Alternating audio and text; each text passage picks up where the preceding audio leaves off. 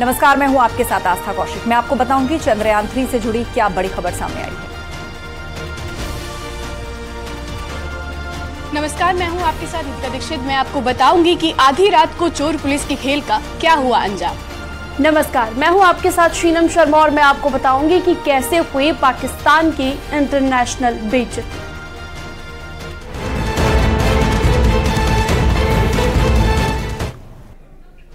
इसरो के वैज्ञानिक चंद्रमा पर लैंडर विक्रम और रोवर प्रज्ञान से संपर्क साधने में जुटे हैं, लेकिन इस बीच बड़ी खबर यह आई है कि चंद्रयान का पेलोड, जिसका नाम है शेप, वो लगातार इसरो को बेहद अहम जानकारियां भेज रहा है।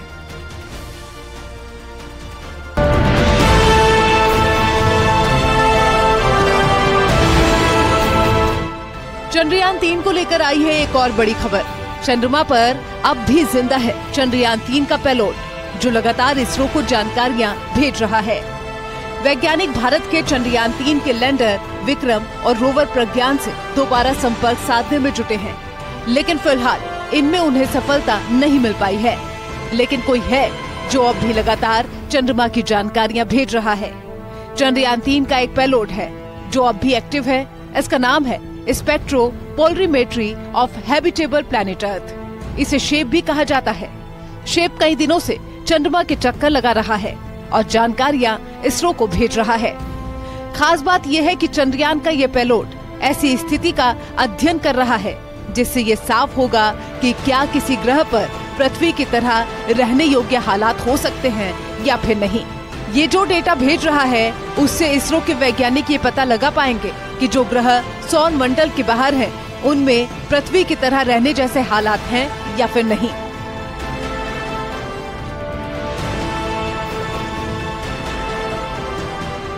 दूसरे ग्रहों पर हालात कैसे हैं, ये जानने की दिशा में इसरो को कई अहम जानकारियां मिल रही हैं।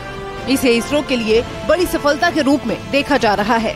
दुनिया के कई देशों के सैकड़ों वैज्ञानिक इस सवाल का जवाब खोजने में जुटे हुए हैं कि क्या किसी और ग्रह पर भी जीवन हो सकता है, लेकिन इसका कोई सटीक जवाब अब तक नहीं मिल पाया है। ऐसे में चंद्रयान का ये पेलोड इस बारे में अहम जानकारियां भेज रहा है, जिनके एनालिसिस में इसरो के वैज्ञानिक जुटे हुए हैं।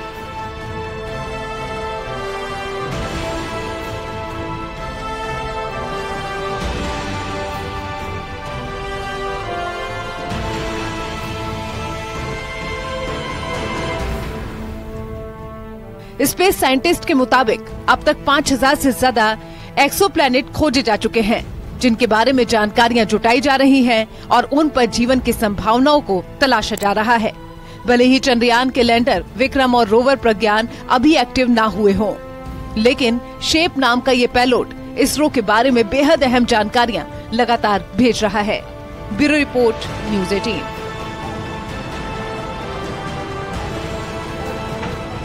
संगम नगरी प्रयागराज में चोरी का एक हैरान करने वाला मामला सामने आया है, जिसमें एक युवक को लोगों ने घेर लिया। उसके बाद तो हंगामा हो गया।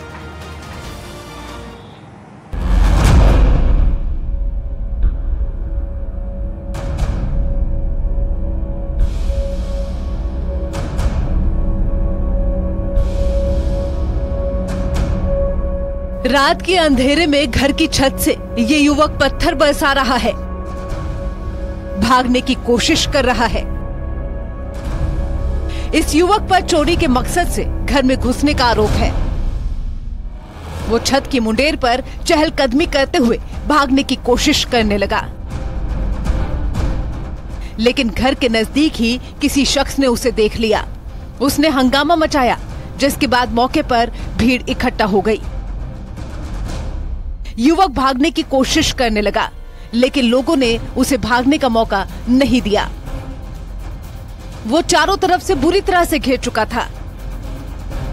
पड़ोस के घर से तो एक डंडा उसे डराने के लिए दिखाया जा रहा था।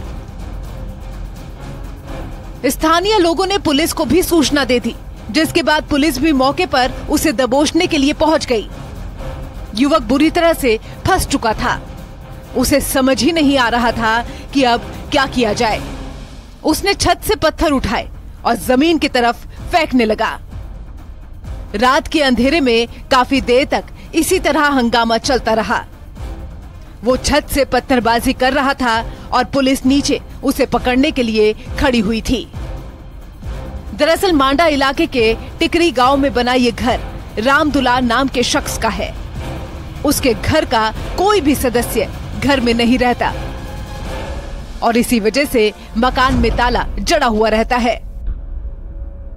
कहा जा रहा है कि युवक ने रेकी करते हुए बुधवार की रात सुनसान पड़े घर में चोरी की नीयत से छत पर चढ़ गया।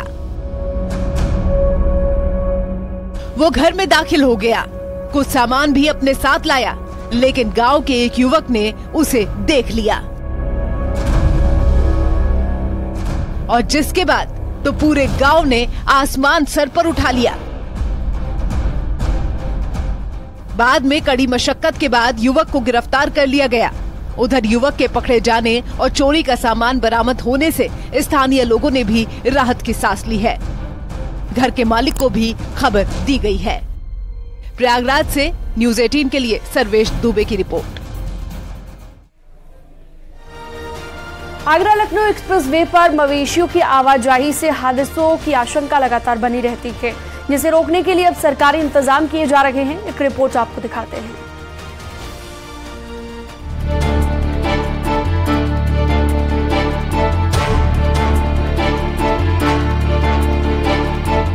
यूपी में आगरा लखनऊ एक्सप्रेसवे 10 जिलों से होकर गुजरता है, जिसमें 230 से ज्यादा गांव पड़ते हैं। इसीलिए ये यूपी का सबसे अहम एक्सप्रेसवे है, जहां पर गाड़ियां फर्राटा भरती हैं, जिससे राहगीरों को अपनी मंजिल तय करने में सहूलियत होती है। इसमें सफर करने से समय की भी बचत होती है। लेकिन एक्सप्रेसवे पर मवेशियों की आवाजाही सबसे बड़ी दिक्कत खड़ा करती है, क्योंकि जहां पर बैरिकेडिंग नहीं होती, वहां से मवेशी एक्सप्रेसवे पर आ जाते हैं, जिससे हादसों की आशंका बनी रहती है। लेकिन अब उत्तर प्रदेश एक्सप्रेसवे औद्योगिक विकास प्राधिकरण यूपीडा हादसों की रोकथाम के लिए सुरक्षा के इंतजाम कर रही है। आगरा लखनऊ एक्सप्रेसवे के दोनों छोर पर बैरिकेडिंग लगाने का काम युद्ध स्तर पर चल रहा है। आगरा से लेकर लखनऊ तक ग्रिल लगाई जा रही है। उत्तर प्रदेश में आगरा लखनऊ एक्सप्रेसवे को संचालन के लिहाज से बेहद महत्वपूर्ण माना जाता है, लेकिन ऐसा कहा जाता है कि इस मार्ग पर अमूमन मवेशियों का आना जाना रहता है और इसी वजह से हादसे दर हादसे होते हैं। इन हादसों को रोकने के लिए यहाँ पर देखा जा रहा है, ये बैरिकेडिंग लगाई जा रही है। हाईवे के किनारे इस बैरिकेडिंग को लगाने का निर्णय इस बाबत लिया गया है कि जो मवेशी इस इलाके से आके इस एक्सप्रेसवे पर आ जाते हैं, वो एक्सप्रेसवे पर ना आए। तो इस तरीके की व्यवस्थाएं यहाँ देखी जा रही है। यहाँ बड़े पैमाने पर रोलर डाल करके रखे गए हैं जो इस बैरिकेडिंग को लगाने का काम कर रहे हैं। मैंने काम 104 से किया था और ये मेरा है 135 तक, फिर उसके बाद है आगे भी काम चल रहा है। तिरवा की साइड में वहाँ भी काम जारी है। और मैं यहाँ पे हाईवे पे एक्सीडेंट वगैरह होते हैं, गाय भैंस बकरी कोई जानवर ना आए, सेफ्टी के लिए ये ग्रिल लगाई जा रही है और कोई अन्य जानवर ना आए। आगरा एक्सप्रेसवे की गति सीमा कारों के लिए 100 किलोमीटर प्रति घंटा और ट्रक बसों जैसे भारी वाहनों के लिए 60 किलोमीटर प्रति घंटा है। एक्सप्रेसवे पर 50 सीसीटीवी कैमरे और नंबर प्लेट डिटेक्शन रडार कैमरे लगाए गए हैं।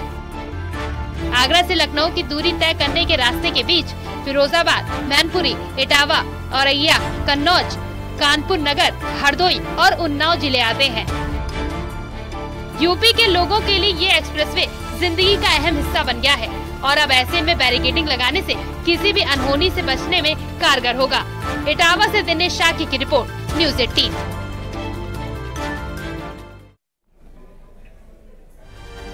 दिल्ली देहरादून एक्सप्रेसवे के लिए राजाजी पार्क एरिया में भले ही 10,000 से ज्यादा पेड़ पौधे काट दिए गए हों, लेकिन साइंटिस्ट कहते हैं कि इसके एवज में बनाया जा रहा वाइल्ड लाइफ कॉरिडोर डेवलपमेंट के साथ कंजर्वेशन का एक शानदार नमूना है।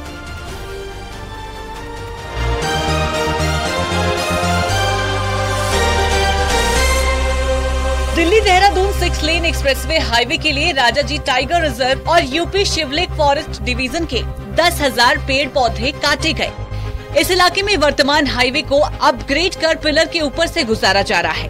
कॉरिडोर में ऊपर से गाड़ियां गुजरेंगी और नीचे से जानवर एक जंगल से दूसरे जंगल में आसानी से आवाजाही कर सकेंगे। यूपी के मोहन से लेकर उत्तराखंड तक के 20 किलोमीटर के इस एरिया में हैवी ट्रैफिक होने के कारण जानवर एक जंगल से दूसरे जंगल में आवाजाही नहीं कर पाते थे।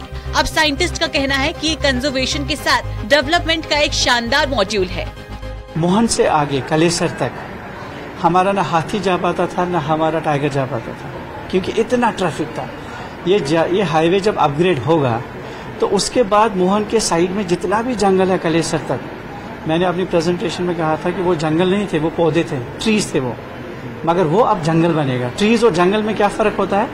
ट्रीज पौधे होते हैं, वो शहर में भी होता है, मगर जंगल क्या होता है? जंगल जब तक जंगल नहीं है, जब तक उसमें जंगली जानवर नहीं। राजाजी पार्क से लेकर यूपी के शिवालिक फॉरेस्ट और इससे लगे हरियाणा के कलेश्वर वाइल्ड लाइफ का परंपरागत रास्ता था, लेकिन हाईवे के कारण ये पूरा गलियारा दशकों से बंद हो गया था। लेकिन अब ये परंपरागत रास्ता एक बार फिर जीवंत हो जाएगा। 100 साल से जो रोड की वजह से जो नुकसान था उसको हमने रिकवर किया। अगर हमारा कंट्री का रोड्स का डेवलपमेंट इसी प्रेरणा पे हो जाएगी, जैसे मोहन में हुआ, 16 किलोमीटर का 18 किलोमीटर का जो अंडरपास बन रहा, ब्रिज बन रहा, अगर हम ऐसा ही सोचेंगे अपने देश के रोडों के बारे में, उन रोडों के बारे में जो वाइल्ड लाइफ के एरियाज या सेंसिटिव हैबिटेट्स में से जाते हैं, तो कंजर्वेशन और डेवलपमेंट साथ साथ चलेगा। वाइल्ड लाइफ के कारण दिल्ली देहरादून एक्सप्रेसवे पर बन रहा 12 किलोमीटर लंबा वाइल्ड लाइफ कॉरिडोर एशिया का सबसे लंबा कॉरिडोर होगा। बढ़ते शहरीकरण के कारण चाहे वो जंगल हो या जानवर, दोनों पर खतरा मंडरा रहा है। वैज्ञानिकों का कहना है कि यदि इसी तरह से मिटिगेशन प्लान के साथ, कंजर्वेशन के साथ डेवलपमेंट वर्क हो तो इकोलॉजी और इकोनॉमी दोनों को एक साथ लेकर आगे बढ़ा जा सकता है। कैमरा पर्सन राकेश रावत के साथ सुनील नौप्रभात, न्यूज़ 18 देहरादून। दिल के मरीजों का तुरंत इलाज पहाड़ के दूरस्थ इलाकों में भी अब संभव है और उन्हें अस्पताल के चक्कर भी नहीं काटने पड़ेंगे। 3 युवाओं ने मिलकर ईसीजी डिवाइस तैयार की है, जिससे मरीज को तुरंत उसकी रिपोर्ट भी मिल जाएगी।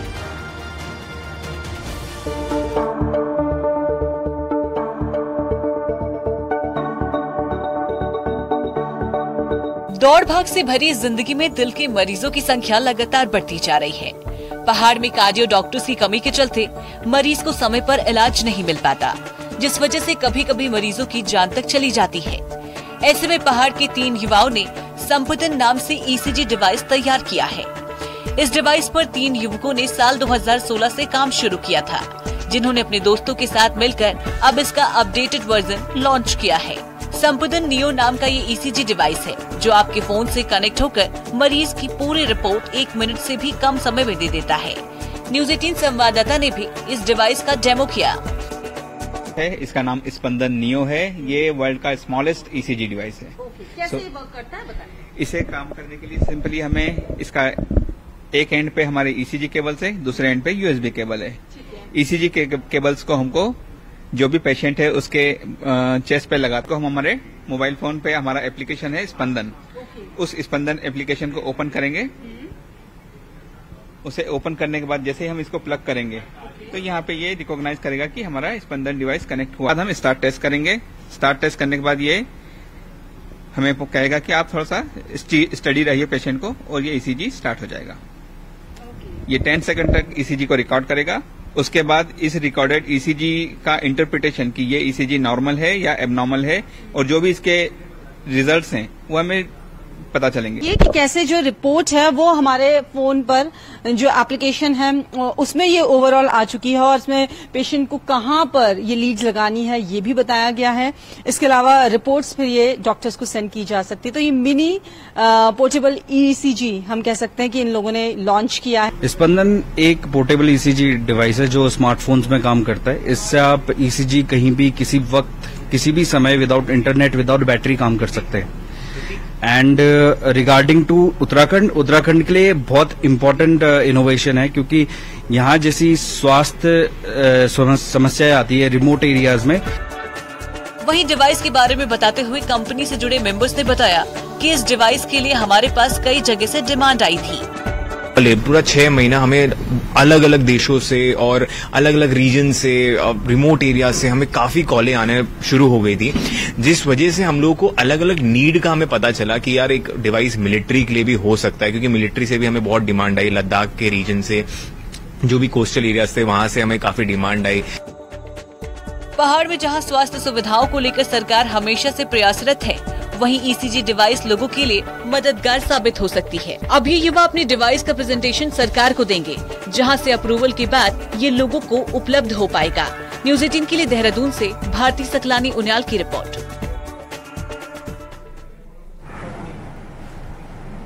और वक्त हो चला है एक छोटे से ब्रेक का।